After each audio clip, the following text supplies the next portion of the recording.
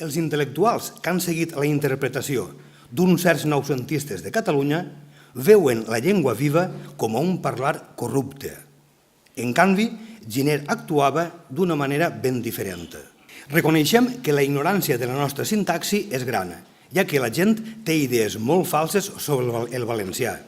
La idea més falsa de totes és que parlem el valencià molt malament. Això és una estupidesa molt gran. El nostre autor fa una argumentació simple per a mostrar que la proposta lingüística de Joan Fuster no era vàlida per als valencians. Vos podeu usar en un article literari periodístic un català barceloní, però en un article combatiu sobre els afers ciutadans candents, de to polític, no tindreu més remei que posar-vos a to amb el llenguatge usual valencià. No crec que la unitat de la llengua empatisca per això. Cap unitat no ens serviria per a res si perdem la batalla de la llengua al País Valencià. Des dels 22 anys i està convençut que el model lingüístic de Catalunya no es pot propagar per les comarques valencianes, contràriament al que havia passat en la Catalunya occidental.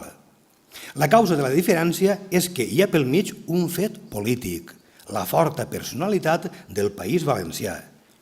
Eixa convicció comporta que en el camp lingüístic la societat valenciana no pot renunciar a elaborar un model lingüístic en què els valencians ens vegem reflectits i ens puguem sentir identificats com a poble.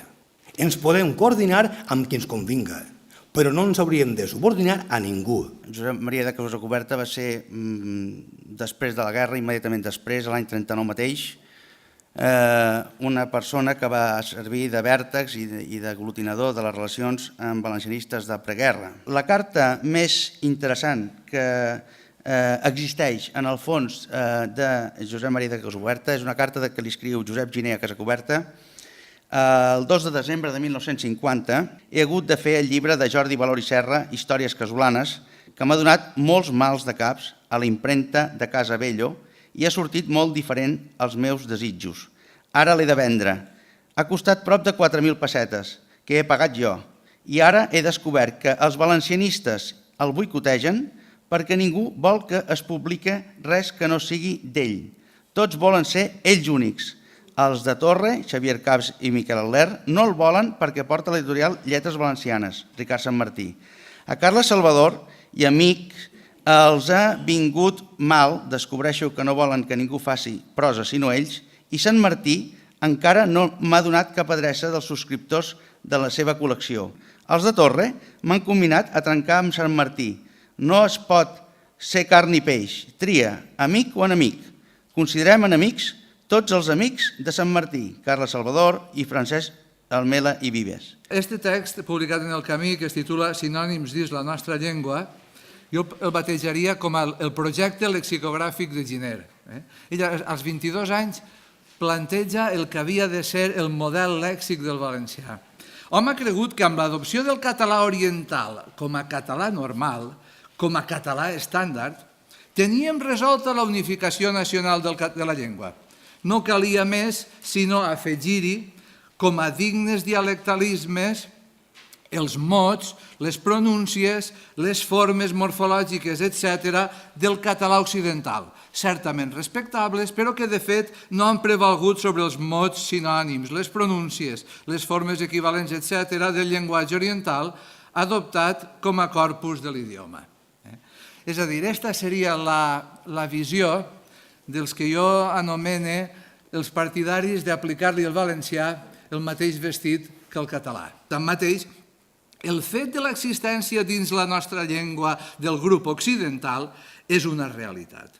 I és una realitat perquè hi ha un parlar, el valencià, que pertany al grup occidental, la importància nacional del qual no s'ha de negligir. No volem ara adjudicar la valor lingüística i filològica que representa el valencià dins del corpus de la llengua. En tenim prou en fer constar la importància política i històrica del valencià. En l'obra de Giner és molt habitual, tot al llarg de la seva obra, l'ús de sinònims valenciano-catalans. En aquest article, en l'any 48, en la toponímia, parla de topónimos catalano-valencianos. En l'any 54 en un pròleg a les poesies de Robert Candau parla de la literatura catalana valenciana. Amb el seu amic i coetani Sanchis Guarner, total es portaven un any, constituïa el tàndem de la gran esperança en temps de la República de la filologia catalana al País Valencià. En aquest sentit, Giner va saber aprofitar l'estada a Terrassa per freqüentar els àmbits universitaris de Barcelona, en els quals va beneficiar-se del mestratge de Pompeu Fabra i de Coromines, que esdevindria el seu gran valedor. Una part substanciosa de l'obra filològica de Giner està constituïda per la profusió de ressenyes, notes de lectura, correccions, addendes, pròlegs, que va redactar sovint per a consum privat. Així doncs, l'obra filològica gineriana va circular bàsicament a través de les vies comunicatives personals o bé des de l'anonimat, ben mirat el gran filòleg que va ser o fou bàsicament de suplències. Giner és per excel·lència el filòleg valencià de l'anonimat, amb una mena de pànic a identificar-se en els propis textos, si no és sota el refugi dels pseudònims. Naturalment, la seva debilitat per mantenir-se a l'ombra no va estalviar-lo de ser considerat una autoritat en filologia, reconeguda pel valencianisme, així com per Coromines, i tinguda en consideració dins de l'Institut d'Estudis Catalans. Al capdavall, Carles Salvador no va dubtar a considerar Giner l'únic filòleg i mestre de tots, i per a Sanchis Guarner fou el gran filòleg valencià de l'època. Per la seva banda, tant Enric Valor com Ferrer Pastor sempre van reconèixer Giner com el seu mestre, a recer del qual van aprofundir els coneixements que tenien sobre la llengua. Per descomptat, un filòleg lleial a l'Institut d'Estudis Catalans, del qual admirava profundament la tasca que duia a terme alhora que mai no renuncià a les seues conviccions que calia valencianitzar la secció filològica de l'Acadèmia Nacional de les Ciències i les Humanitats